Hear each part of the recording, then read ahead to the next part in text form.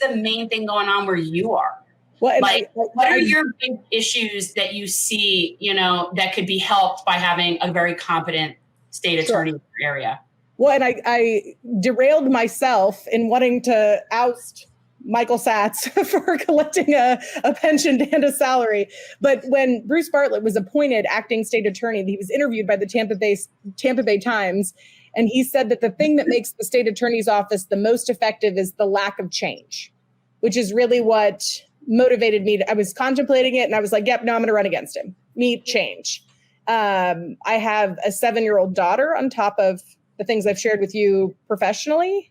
And we've talked about Nicholas Cruz, one of the largest school shootings in American history, being in trial in Florida. And so I don't feel like I have the luxury to just sit around and like fingers crossed, hope things get better or don't get worse, or, allow the perpetuation of gun violence and mass violence that we're seeing at just exceedingly high rates. As far as the Sixth Circuit in particular, so the Florida Department of Corrections keeps really specific statistics about who comes to prison and from where and for what.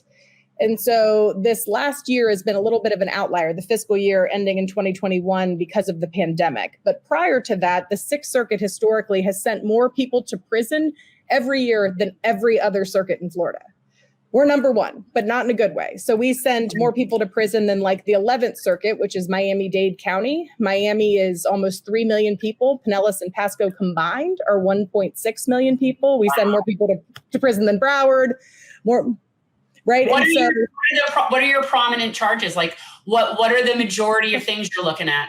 What's crazy is the Fair Punishment Project has been involved in Pinellas forever, and I've been involved with them as my role as a capital defense lawyer and a public defender. And they've been involved for all the wrong reasons because we're doing things.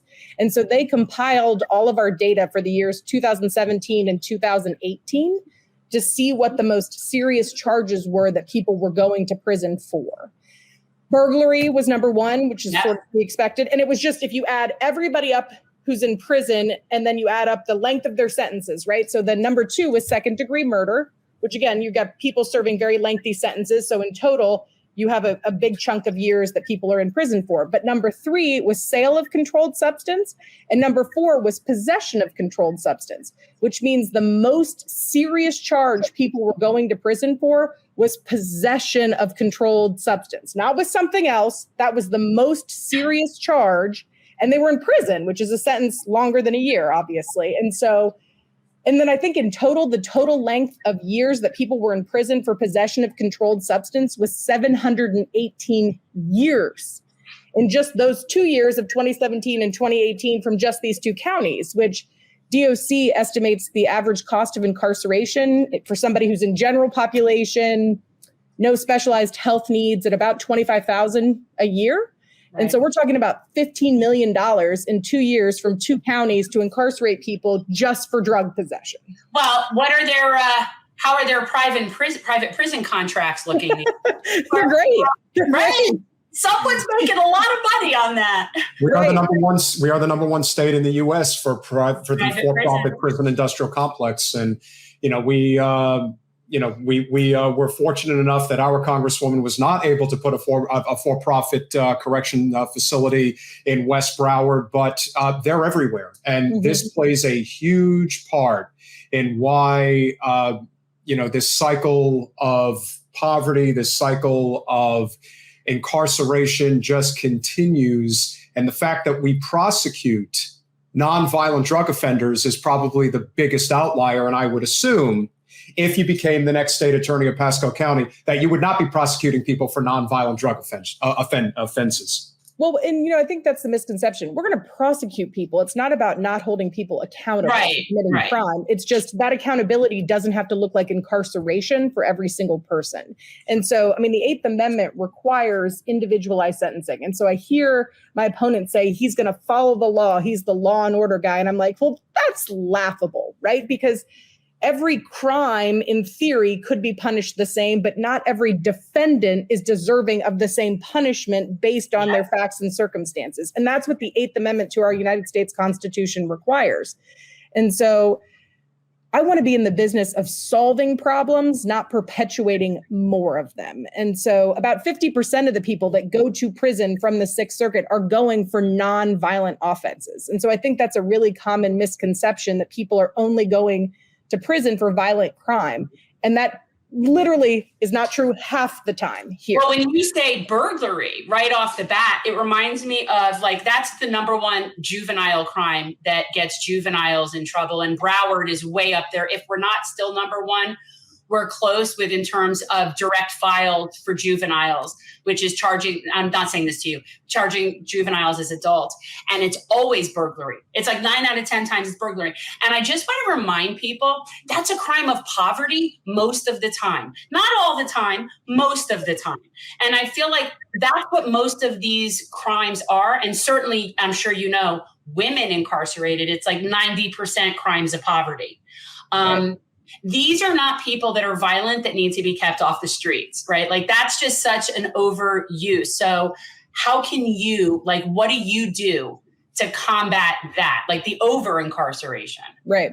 When you talk about burglary, I think the one that always got me was, and it usually seemed like it was either children or young adolescents that we term, or excuse me, late adolescents that we term adulthood, right? That would steal bicycles out of garages. And then that would be a residential burglary, which as an adult, which is anybody over the age of 18, is punishable by up to 15 years in prison. And then what's interesting about the Sixth Circuit versus the 17th is the Sixth Circuit will file notice to seek any sentencing enhancements, that exist. Correct. And so Broward does it the opposite. They only file it if they intend to seek it, which is what I intend to adopt. The Sixth Circuit does it the opposite way. They file it in every instance where the circumstance can be proven, and then you're allowed to like negotiate against yourself as the defendant. But so a 18-year-old 19-year-old steals a bike out of a garage, charged with residential burglary. He'd gotten out of prison maybe for possession of cocaine within a year, and that becomes a mandatory 15-year day-for-day sentence. Right. And so that's where, because we haven't had a contested general election here in forever, people don't know the circumstances. We haven't had these conversations about what we want prosecution to look like and what purpose we believe it should serve. And so I believe prosecution should serve the purpose of keeping people safe, right? The ultimate goal being public safety. And I think that kind of forward thinking has been sorely lacking here. But so to your point, I'm not going to charge juveniles as adults. Generally, there are certain circumstances where the law requires it. And I will, of course, review every case on a case-by-case basis. But I think it is my moral and ethical obligation. I think we share that to rehabilitate children, which doesn't just benefit the child, it benefits the community. Some of these statistics that I cite, you're like, why does that need to exist? If you put a child in prison, he or she is far more likely to reoffend by committing a crime of violence when he's released than if you had not put that child in prison, which is obvious, right? You put a kid in a potentially violent circumstance, a lot of these children with their own budding substance dependency issues, mental health issues from traumatic backgrounds, and you essentially take them from prey to predator. And then we let them out and we're like, good luck, hope things don't get worse. Well, we want them to reoffend, and we want to permanently have them in the system, either incarcerated or on probation in some sort of income capacity for the system. Like, this is what this is. This is revenue, and those people are fodder for the machine. Thanks for watching. If you want to support our mission to transform politics into service, please like this video, subscribe, follow us on social media, and consider joining our Patreon, where you'll get early access to our interviews as well as other exclusive content. Links are in the description. Peace out.